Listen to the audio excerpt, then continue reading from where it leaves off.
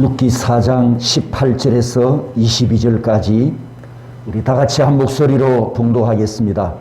베레스의 계보는 이러하니라. 베레스는 헤스론을 낳고 헤스론은 람을 낳았고 람은 암미나답을 낳았고 암미나답은 나손을 낳았고 나손은 살몬을 낳았고 살몬은 보아스를 낳았고 보아스는 오벳을 낳았고 오벳은 이새를 낳고 이새는 다윗을 낳았더라. 아멘. 서로 축복하겠습니다. 룻기서 끝까지 오신 것을 축하드립니다.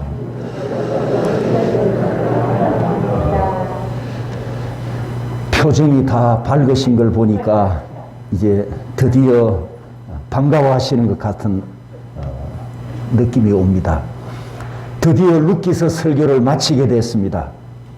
오늘 이 족보에서 결론을 내리고 이제 다음 주일에 그동안 우리가 들어왔던 룻기서 전체 메시지에서 중요한 메시지를 다시 반복하면서 다음 주일에 완전히 결론을 내리려고 합니다.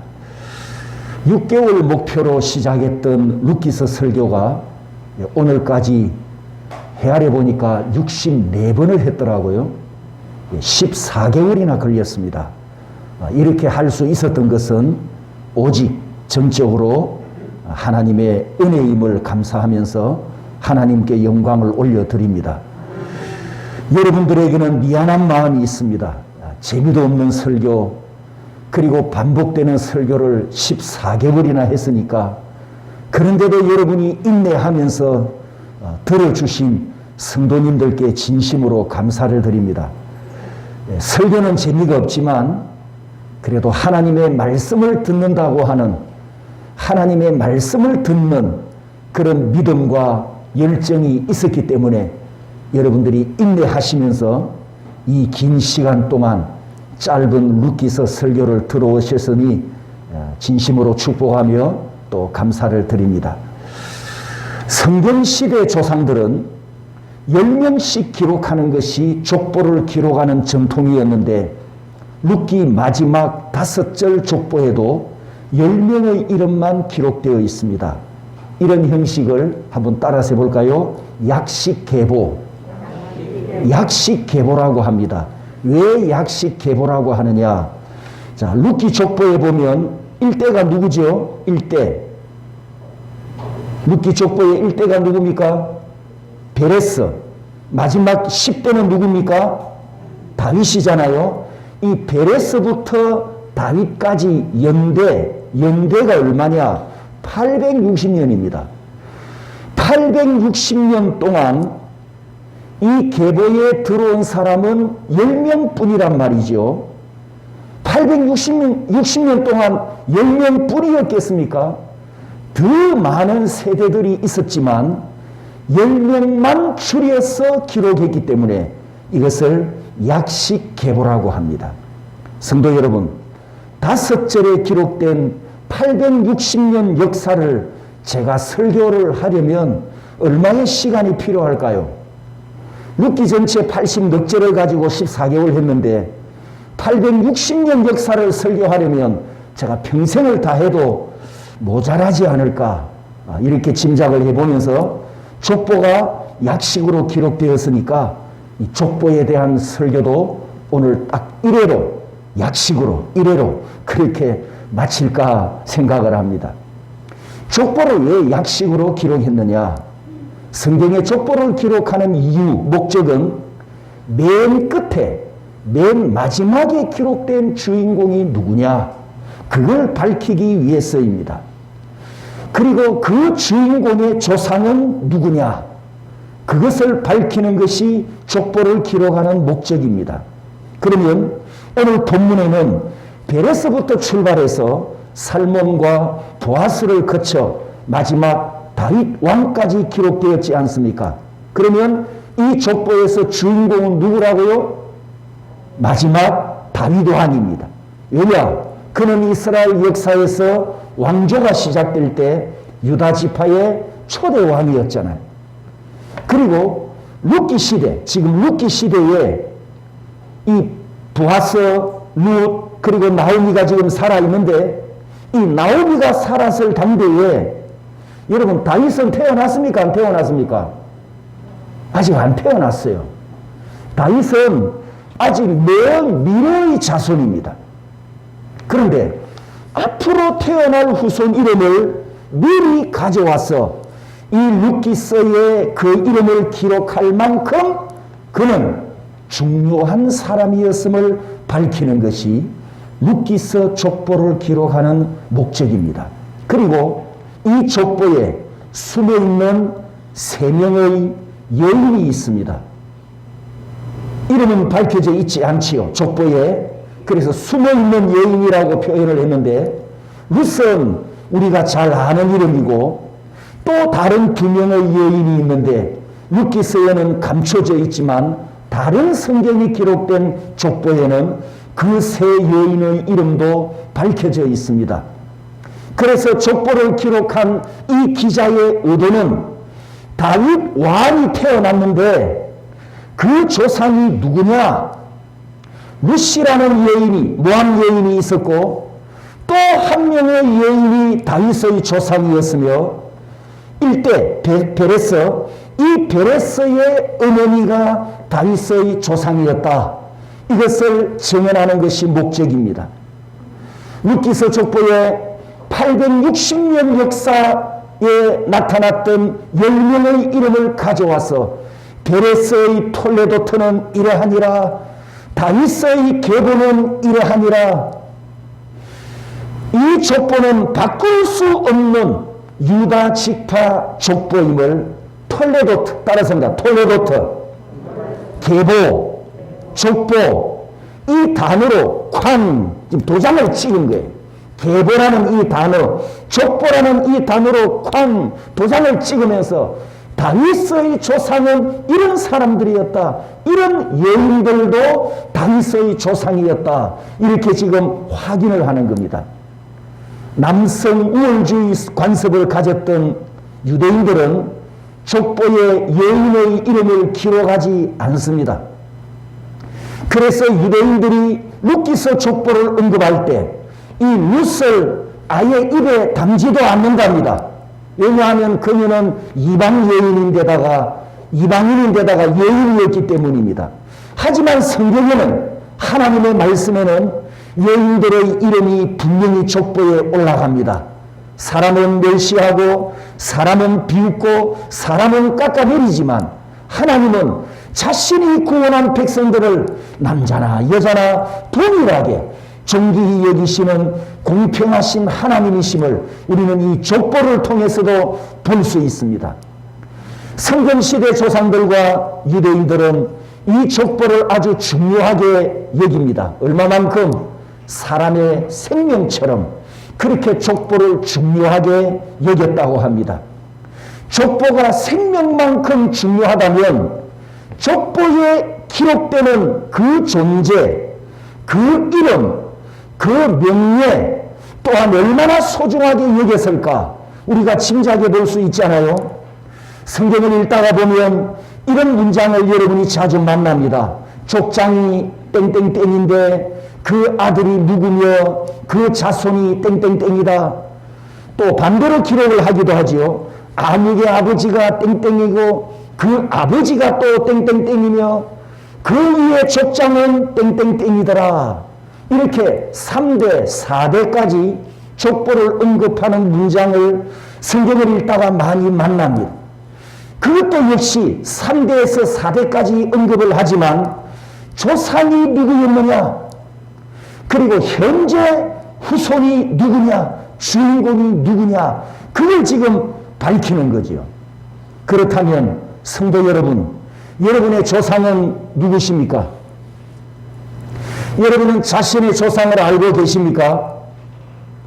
제가 오늘 우리 가문에 족보책을 가져왔습니다. 이렇게 두꺼운 책이 7권이나 있는데요. 7권이나 있는데 그 중에 한 권입니다. 이 책에 제 출생의 신분이 밝혀져 있습니다. 우리 동네 정시 파가 어떤 글에는 11개 파라는 것도 있고 어떤 책에는 7개라는 파도 있는데 제가 그것까지는 아직 정확하게 확인을 못했고 이 랑공파 책만 7권입니다. 그리고 이 책이 1994년도에 편찬이 됐으니까 그 이전에 태어난 우리 자녀들 이름까지 여기에 지금 다 기록이 되어 있거든요. 제가 몇 년 전에 안동교회에 주일 오후 전도부 헌신 예배를 설교하러 갔었습니다. 주차장에 차를 주차해 놓고 내렸더니 본교회 수석 장로님이라는 분이 자신을 소개하면서 연세가 제일 많으신 분인데 그 수석 장로님이 강사 마중을 나오시더라고요. 그리고 이제 주차장에서 강사 대기실로 가면서 이렇게 말씀하시는 겁니다. 우리 교회 젊은 장로님이 몇 분 계시지만 자기가 은퇴한 수석 장로인데 왜 자신이 강사 목사님을 마중 나왔느냐, 그 이유를 이렇게 말씀하십니다. 자기가 동네 정씨이기 때문에 목사님을 마중 나왔습니다. 자기 집안 소개를 하는 겁니다. 강사 목사님이 정씨라 혹시 집안의 친족이 아닐까 해서 자기가 마중 나왔다는 겁니다. 제가 그 말을 듣는 순간에요, 이 머리가 쫙 삐하게 서면서 온몸이 긴장되는 거 있죠. 그리고 동시에 내 머리를 스치는 생각이 뭐였냐 하면, 아 맞다, 여기는 안동이지. 양반들과 귀인들과 시족들이 모여서 살아가는 안동이다. 이 생각과 함께 내가 말 한마디 실수하고 행동 한번 실수하면 끝장나는 거예요. 그래서 이제 긴장 모드로 돌입을 하고 수석 장로님을 따라서 강사 대기실로 이동을 하는데 계속 말을 해옵니다. 목사님, 어디 정씨이십니까? 돈을 묻는 거예요. 그래서 예, 동네 정가입니다. 아, 그렇습니까? 저도 동네 정가입니다. 아이고, 한 집안이네요. 그 말을 듣는 순간 오늘 단단히 걸렸구나. 그렇게 이제 이동을 하는데 이쯤하고 좀 끝을 냈으면 좋겠는데 또 말을 걸어옵니다. 파는 어디입니까? 네, 람공파 31세 손입니다. 이 질문은 파를 물었는데 저는 31대 손까지 미리 대답을 드린 것은 더 이상 묻지 말기를 바라는 제 속마음이었거든요. 그러자 장로님께서 자신은 진양파라고 대답하신 것으로 기억이 납니다. 진양파와 랑공파는 같은 동네 정씨 가문이지만 그렇게 가깝게 지내는 친족은 아닌 것으로 쌍방간의 신원이 확인되면서 족보를 확인하는 대화는 거기서 끝이 나버렸어요. 자칫하면 제가 강사실에 가서 할아버지한테 큰 죄를 올릴 뻔했던 일이 있었습니다. 여러분, 이 이야기 속에 뭔가 느껴지는 거 없으십니까? 방금 제가 한 이야기 뭔가 느껴지는 거 없나요? 제가 뼈대 있는 집안이라는 증거가 여러분 보이지 않습니까? 정씨 집안의 본과 파와 계보 대수까지 제가 정확하게 대답을 했다면 뼈대 있는 집안에 뼈대 있는 자손이라는 증거잖아요. 제 뼈대가 좀 기럭지가 길지 않습니까? 지금 이 시대는 이런 뼈대를 찾는 일이 거의 다 사라져 버렸습니다. 하지만 여러분, 대한민국에서 진짜 부자들은 지금도 뼈대를 찾습니다. 그들은 이 뼈대가 얼마나 중요한가를 알기 때문에, 그 의미는, 뼈대를 찾는다는 그 의미는 집안과 조상의 명예를 존중한다는 의미입니다. 미국과 유럽에 있는 백인 사회에도 전통이 있는 집안은 조상이 누구인가를 중요하게 따지는 관습이 아직도 남아 있습니다. 여러분도 알다시피 영국이나 프랑스에는 지금도 자기 이름을 호칭하지 않습니까? 남작, 백작, 공작, 이런 자기 호칭을 지금 21세기에도 쓰고 있어요. 그것은 뼈대 있는 집안이라는 뜻입니다. 여러분, 이와 같이 성경에도 족보를 기록하는 목적, 누가 조상이냐, 그 후손이 누구냐, 바로 이 뼈대를 밝히기 위함입니다. 우리 신앙도 뼈대가 있어야 합니다. 어디에서 신앙생활을 했느냐, 누구에게 듣고 배웠느냐, 그 신앙의 뼈대. 그런데 이 성경에 유대인들이 족보를 중요하게 여기는 것은, 생명처럼 여기는 것은 그 한 사람의 명예와 지위와 자존심이기 때문입니다. 그런데 이 다윗 왕의 조상 중에 모압 여인 룻이 들어가 있고, 베레스의 어머니가 들어가 있고, 또 한 명의 더러운 여인이 들어가 있으니 몹시 불쾌해가지고 가문의 불명예가 되는 이름들을 무시해버리고 빼버린단 말이죠. 제가 지난 주일날 이런 말씀 드렸죠. 우리가 사도신경을 고백할 때마다 누구 이름 언급한다고요? 본디오 빌라도. 그것은 우리가 지금 저주하는 말이잖아요. 본디오 빌라도를, 예수님을 십자가에 못 박아 죽이게 한 로마의 합법정부 책임자였으니까. 그런데 이 빌라도 후손들인 이탈리아 사람들이, 이탈리아 그리스도인들이 사도신경 할 때마다 조상의 이름을 언급을 하니까 이것이 불쾌하고 기분이 나빠서 그 본디오 빌라도 이름을 빼버린다는 그런 이야기를 지난 시간에 해드렸잖아요. 하지만 성경에 기록된 족보는, 하나님의 말씀이 기록된 족보에는 죄인을 향한 사랑과 죄인을 구원하시는 은혜를 증거하는 것이 목적이기 때문에 사람을 차별하지 아니하시고 구원 역사의 도구로 사용하신 믿음의 위인들을 빠짐없이 기록해 놓으셨어요. 그리고 그 진리를 후손인 우리에게 하나님께서 거울로 비춰주고 계십니다. 따라서 룻기서 족보는 베레스부터 시작하여 베레스의 어머니, 살몬의 아내, 보아스의 아내, 그리고 다윗 왕을 거쳐서 마태복음 1장에 따라서입니다. 예수 그리스도가 나시니라. 예수 그리스도가 나시니라. 여러분, 성경에 기록된 모든 족보의 마지막 목적, 마지막 초점은 여기에 있습니다. 따라서입니다. 예수 그리스도가 나시니라. 이걸 밝히려고, 이걸 증거하려고 성경에는 족보가 기록이 되어 있습니다. 예수 그리스도께서 사람으로 태어나실 육체의 혈통을 밝히는 것이 바로 톨레도토를 기록하는 목적입니다. 그러니 이 족보에, 여러분, 이 족보에 굵고 튼튼한 뼈대가 보이지 않습니까? 우리 뼈대는 예수 그리스도이십니다. 아멘. 내 신앙의 조상은 예수 그리스도이십니다.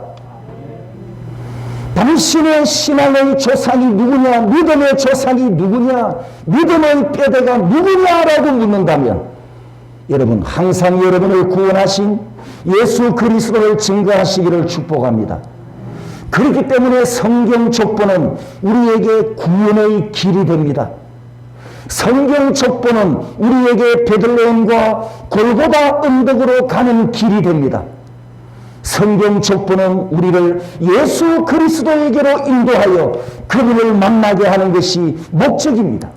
그렇기 때문에 마태복음 1장과 누가복음 3장에 예수 그리스도께서 탄생하신 그 족보를 마지막 기록으로 남겨놓고 그 이후에 신약 성경에는 족보가 있다 없다? 없다라는 것을 말씀을 드렸습니다. 왜냐? 우리를 구원하신 마지막 주인공 다윗의 후손에서 예수 그리스도가 오셨기 때문입니다. 마태복음 1장에 있는 룻기 족보, 이 족보가 베레스로부터 시작하는 베레스의 족보이지만 사실은 예수 그리스도의 조상을 밝히는 예수 그리스도의 족보라고 말할 수가 있습니다. 자, 이 족보를 한눈에 보이도록 펼쳐놓고 보면, 여러분, 이 족보에 오류 투성이가 한두 개가 아닙니다. 족보를 기록할 때 가장 중요한 원칙, 첫 번째 원칙이 있습니다. 그게 뭐냐? 장손을 기록합니다. 첫째 아들을 기록하잖아요. 대를 이어가니까. 그런데 이 족보를 보시면 둘째 아들 베레스가 들어가 있고 이새의 장자가 하나님은 나의 아버지시다, 이런 뜻을 가진 엘리압이거든요. 하나님은 나의 아버지시다. 여러분, 장자다운 이런 뜻을 가지고 있지 않습니까? 그런데 이 족보에서 장자가 빠지고 다윗이 몇째 아들이죠? 8번째 아들, 막내 이름이 이 족보에 올라갑니다. 세상에 이런 족보는 없어요. 그리고 3명의 여인이 등장하는데 이 3명이 모두 이방 여인입니다. 살몬의 아내 라합은 보아스의 어머니잖아요. 이 보아스의 어머니 라합은 여호수아 2장에 등장하는 부정한 여인입니다. 그리고 베레스의 아버지와 어머니를 보십시오. 정상적인 부부가 아닙니다. 아니, 어찌 하나님의 말씀에 이런 족보가 기록되어 있고 다른 족보도 아니고 메시아 족보인데 다윗 왕의 족보인데 어찌 이방 여인이 들어갔으며 순결한 여인, 순결한 관계가 아닌 이런 부정한 혈통이 섞여 있을까요? 하나님께서 실수하셨을까요? 제가 지난 시간 메시지에서 강조한 내용이 무엇이었습니까? 따라서 합니다. 하나님은 후회하지 않으십니다. 하나님은 실수하지 않으십니다. 하나님은 실패하지 않으십니다. 여러분의 아버지가 이런 하나님이심을 믿습니까? 우리 하나님은 전능하신 하나님이십니다. 믿습니까? 그래서 성경을 인간의 눈으로 보면 진짜를 못 봅니다. 도덕적인 관점에서 성경을 보면 진리의 보화를 캐내지 못합니다. 그러나 하나님의 관점에서 보면 복음의 보화가 보입니다.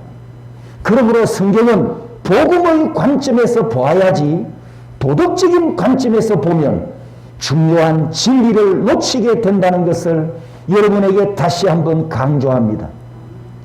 베레스 이름은 창세기 38장에 처음 등장합니다. 여러분, 창세기를 보시면 앞에 제가 지금 도표를 하나 만들었습니다만 창세기 37장부터 50장을 그치고 출애굽기 1장까지 무려 15장 내용이 요셉에 대한 이야기입니다. 15장 전체가 요셉에 대한 이야기인데 38장에 느닷없이 유다 가정에 일어난 불륜 이야기가 38장 한 장 통째로 끼어들었어요. 38장은 구약 복음이라 할 수 있고 창세기 복음장이라고 할 수 있는 내용으로 채워져 있습니다. 창세기 38장에 야곱의 넷째 아들 유다와 그리고 유다의 두 아들 엘과 오난을 보면 룻기 4장에서 우리가 만났던 아무개 기억하시죠? 그 아무개처럼 이 유다와 유다의 두 아들이 아무개처럼 가문을 세우고 기업을 세우는데 아무런 관심이 없어요. 하나님의 나라를 세우고 하나님의 구원이 이루어지는 역사의 도구로 쓰임을 받아야 하는데 아무 관심이 없습니다. 하나님의 일에 무관심한 이들과 대조되는, 따라서 합니다, 유다의 며느리가 창세기 38장의 주인공으로 등장하면서 자기 이름을 헌신해버리고 자기 자존심을 희생해버리고 자기 명예를 다 희생하면서 시댁의 혈통을 이어가는 다리 역할. 창세기 끝부분에 가보면 야곱에게 아들이 12명이 있었지 않습니까? 12명의 야곱의 아들이 자녀들을 어떻게 낳았고 그 가문을 어떻게 세워갔는가 아무런 기록이 없어요. 그런데 넷째 아들 유다, 이 유다의 가문만 어떻게 자손을 낳고 대를 이어가는가? 요 창세기 38장의 요셉 이야기 속에 끼워 넣어서 상속자를 이어가는 과정을 자세하게 기록했는데 하나님의 의도는 바로 이 장면에 있습니다. 창세기 38장 27절과 마지막 30절 말씀인데 쌍둥이가 태어납니다. 쌍둥이가 태어나는데 해상 순서를 보면 세라의 손이 먼저 나왔어요. 세라의 손이 먼저 나왔기 때문에 장자입니다. 그런데 동생 베레스가 태중에서 형님을 잡아 당기고 지가 먼저 출생해버렸어요. 그래서 이 베레스의 뜻이 터짐, 해치고 나온 자, 이런 뜻을 가지고 있습니다. 이 족보를 기록하려고 이 마지막 5절에 창세기 38장 이 족보를 기록하려고 하나님께서 이 요셉 이야기 속에 38장을 끼워 넣어서 긴 이야기를 기록해 놓으셨습니다. 이게 무슨 이야기냐? 하나님의 의도가 뭐냐? 유다 가문의 후손이 없으면 이스라엘 존재는 역사에서 사라진다. 유다 가문을 이어줄 자손을 얻지 못하면 야곱의 유언이 이루어지지 않기 때문에 하나님께서 지금 이렇게 배후에 역사하십니다. 여러분, 창세기 49장 8절에서 10절까지 야곱이 아들 유다에게 예언한 내용이 있는데 제가 지금 파란색으로 표시를 해놨죠. 이 파란색으로 표시한 내용이 뭐냐? 장차 메시아가 이 땅에 오실 예언이에요. 여러분, 이 세 구절 속에 메시아에 대한 내용이, 예언이 얼마나 많습니까? 이 세 구절이 밑에 보시면 창세기 3장 15절에 따라서 합니다. 원시복음. 원시복음. 왜 원시복음이라고 하느냐? 최초의 복음이기 때문에 원시복음이라고 표현을 합니다. 이 창세기 3장 15절에 예언된, 약속된 여인의 후손, 이 원시복음이 마태복음 1장에 아브라함과 다윗의 자손 예수 그리스도가 나시니라 이루어졌잖아요. 창세기 3장 15절과 마태복음 1장을 이어가는 다리 역할을 하는 것이 요 창세기 49장, 아니 창세기 38장이 창세기 38장. 유다가 자식을 낳았다는, 유다와 며느리 다말 사이에서 후산을 낳았다는. 만약에 이 창세기 38장이 없으면 야곱이 유다에게 예언했던 메시아 예언 구절은 끝나버리는. 그래서 예수 그리스도께서 누구를 통해서 이 땅에 오시느냐? 바로 유다 지파를 통해서 오실 것을 예언하셨는데 그 유다가 하나님의 목적과 하나님의 계획과 하나님의 뜻을 성취하는 일에 무관심하니까 하나님께서 여인을 들어서 사용하신 것이 바로 창세기 38장 내용입니다. 할렐루야. 성도 여러분, 창세기 3장 15절 약속이 여인의 후손이었습니다. 하나님께서 범죄한 아담에게 구원자를 보내주실 것을 약속하셨는데 그 최초의 복음이 여인의 후손이 오신다는 말씀입니다. 마태복음 1장 족보를 보십시오. 제가 표를 만들었는데 역시 이 족보에도 한눈에 펼쳐놓고 보면 5명의 여인이 등장하면서 원시 복음이 이루어졌음을 선포하였습니다.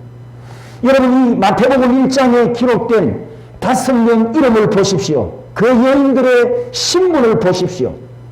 마지막 5번째 동정녀 마리아를 제외한 나머지 4명은 어떤 사람들입니까? 여호와의 총회에 들어올 수 없는 부적격자들이잖아요. 전부 이방인이거나 부정한 여인이거나 현장에서 돌을 던져서 심판해야 하는 사형수들이었어요. 여호와의 거룩한 총회에 들어올 자격을 가진 사람이 한 명도 없습니다. 그런데 누구 족보에 들어왔다고요? 예수 그리스도의 족보에 성도 여러분, 이 마태복음 1장 족보에도 복음이 보입니까? 우리 인간의 부족함, 우리 인간의 연약함, 우리 인간의 부정함, 우리 인간의 범죄에도 불구하고, 그럼에도 불구하고, 따라서 합니다. 그럼에도 불구하고 죄인을 사랑하시는 하나님, 할렐루야. 죄인을 사랑하시는 하나님께서 이 구원 역사를 이루셨습니다. 독생자를 보내주신 하나님의 이 사랑 때문에 오늘 저와 여러분들도 구원받은 예배자로 하나님 앞에 나올 수 있었습니다. 성도 여러분, 출애굽 창세기 38장과 그리고 룻기 4장에 나타나는 두 남자 유다와 아무개 이 두 사람의 모습은 오늘날 연약한 그리스도인의 모습과 같습니다. 이 세상을 이기지 못하고 세속을 끊지 못하고 육신의 정력을 이기지 못하는 연약한 그리스도인의 모습과 같습니다. 룻기 4장에 잠시 등장했던 아무개를 여러분이 다시 한번 묵상해 보십시오.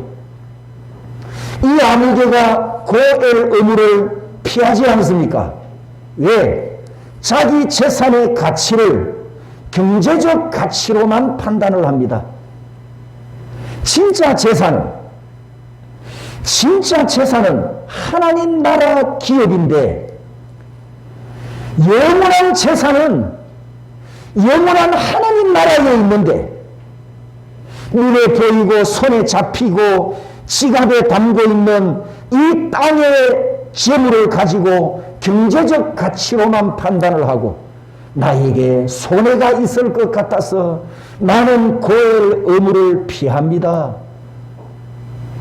자기 지갑 안에 있는 재산, 재물, 그건 일시적인 것이고 이 땅에서 필요한 것이지만 영원한 재물은 하나님 나라에 있고 영원한 기업은 하나님 나라인데, 그 아무개 씨는 그 영적인 것을, 영원한 것을 바라보지 못했던 것입니다. 그래서 이 아무개는 예수 그리스도의 조상이 될 기회를 발로 차버렸어요. 자기에게 기회가 영순이잖아요. 영순이. 경쟁자가 없어요. 경쟁자가. 그 기회가 왔는데 신발을 벗어 던지면서 그 복된 기회를 차버렸습니다. 왜 그랬다고요? 고엘 의무를 손익 계산으로 계산했기 때문입니다. 나한테 손해가 있을 것이냐, 이익이 있을 것이냐, 이렇게 계산했기 때문입니다. 경제 논리로 계산했다는 뜻입니다. 성도 여러분, 예수님께서 십자가를 지실 때 자기 생명을 희생하면서 대속제물로 내놓으실 때 예수님께서 손익 계산하고 십자가 지셨을까요? 여러분이, 우리 부모님들이 다 여기 계시는데 자녀를 위해서 교육을 시키지 않습니까? 내 자녀를 양육할 때 투자를 하잖아요. 투자. 그런데 이 자녀에게 투자하는 것은 당장의 수익을 기대하지 못합니다. 따라서 손익 계산하고 투자 안 합니다. 내 자녀를 양육시키고 내 자녀를 교육시키기 위해서 아낌없이 투자합니다. 아낌없이 희생하고 헌신하고 아낌없이.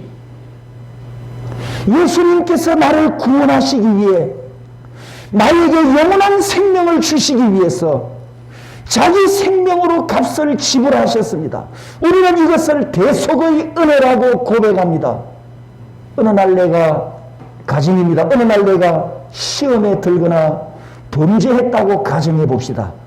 예수님이 저 위에서 나를 내려다보시고 내가 땡땡땡을 위해 투자를 잘못했구나. 예수님이 십자가 지신 것을 후회하실까요? 내가 괜히 그놈을 위해 내 생명을 지불해 줬네, 그러면서 내 이름을 삭제해 버리실까요? 예수님께서 십자가를 지시기 전에 감람산에서 기도하신 내용은 이렇습니다. 아버지여, 내 뜻대로 하지 마시고 아버지의 뜻대로 하시옵소서. 예수님 사역 중심은 아버지 뜻이었습니다. 예수님 사역의 핵심 가치는 아버지 뜻이었습니다. 아버지 뜻이었기 때문에 저와 여러분들이 구원받았습니다. 아버지 뜻이었기 때문에 나를 위해서 자신의 생명을 아낌없이 희생해 주셨습니다. 예수님은 나를 위해서 십자가를 지실 때 경제 논리로 따지지 않았습니다. 나를 구원하실 때 손익 계산을 하지 않으셨다는 말씀이죠. 그 은혜 때문에, 그 사랑 때문에 오늘 저와 여러분들이 구원받았고 하나님 앞에 예배자로 나왔으니 하나님께 평생 감사하며 살아가시기를 축복합니다.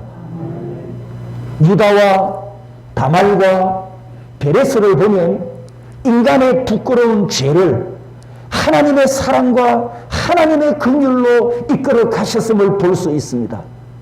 그러나 성도 여러분, 하나님의 구원 역사 때문에 하나님은 구원 역사를 이루어 가시지만, 잘 들어보십시오. 하나님은 구원 역사를 이루어 가시지만 하나님의 구원 역사 때문에 내가 믿음이 없고, 내가 불순종하고, 내가 육신을 사랑하고, 내가 세속을 사랑하는 죄가 덮어지는 것은 아니라는 거예요. 덮어지는 것은. 여러분, 하나님의 사랑이 크고 하나님의 은혜가 큽니다. 그 큰 사랑, 그 큰 은혜가 그렇다고 내 죄가 묵인이 되거나 용납되는 것은 아니라는 것을 기억하십시오. 죄는 용서받고 사함받는 것이지 용납되는 것이 아닙니다. 용서와 용납을 혼돈하지 마시기 바랍니다. 그러므로 이 유다 가문, 창세기 38장에 이 유다 가문 이야기, 유다와 며느리 사이에서 베레스가 태어났지 않습니까? 하나님은 예수님을 보내시기 위해서 그 혈통을 잇게 하셨지만 이 유다 가문의 부끄러운 이야기는 이렇게 쓰임받으면 안 된다는 것을 우리에게 거울로 보여주고 있습니다. 성도 여러분, 오늘 저와 여러분들도 두 번째 오시는 주님의 길을 준비하고 있습니다. 마지막 추수를 위해서 다시 오시는 주님의 길을 우리가 준비하고 있습니다. 그 일에 우리가 유다처럼 쓰임받으면 안 된다는 이야기예요. 부끄럽게 쓰임받으면 안 된다는 이야기입니다. 하나님은 당신의 구원 역사를 이루어 가시지만 우리가 부끄러운 도구로 쓰임 받았어야 되겠습니까? 자랑스러운 도구로 쓰임을 받아야지. 그래서 로마서 6장 13절에 이런 말씀이 있습니다. 너희 지체를 불의의 무기로 죄에게 내주지 말고, 따라서입니다. 너희 지체를 의의 무기로 하나님께 드리라. 유다는 하나님께 의의 무기로 자신을 드리는 복을 받지 못했습니다. 후사를 이어가는 역할은 했어요. 후사를 낳는 역할은 했지만 그 과정이 의의 무기가 아니잖아요. 룻기의 아무개 씨도 마찬가지였습니다. 그러므로 성도 여러분, 하나님께서